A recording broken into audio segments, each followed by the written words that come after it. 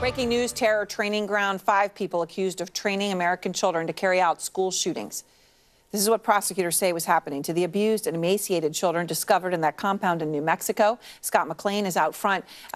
Scott, it's impossible really to kind of get your mind around this. What can you tell us about the accusations that these children, these kids, were being trained to commit school shootings?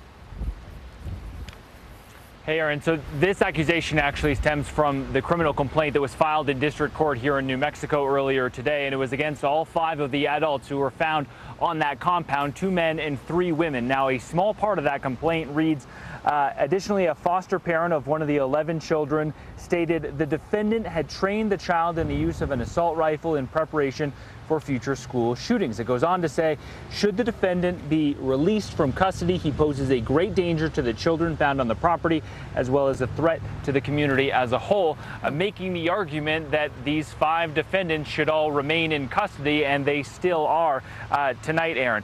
It is important to point out, though, and make it abundantly clear that these are accusations and they have not been proven in court. And the defense lawyer today told me, look, these should be taken with a grain of salt because there's a chance that these are secondhand accusations, heard secondhand, and they might not actually be backed up in fact.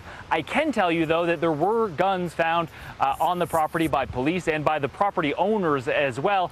We were also out on that property earlier today, Aaron, and I can tell you we discovered there was still plenty of ammunition lying around. We also found that there was a pretty well-used gun range out there as well.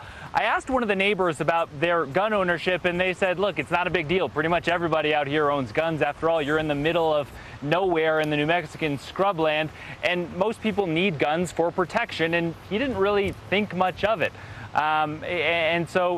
We also heard, though, from the father today of one of the accused. His name is Lucas Morton, and he painted a completely different picture, saying, look, these were Muslim people, peaceful Muslims who just wanted to live a life off the grid, get away from society. Their only problem is that they didn't really have the resources or the means to do it properly, and that's why they ended up getting into some trouble.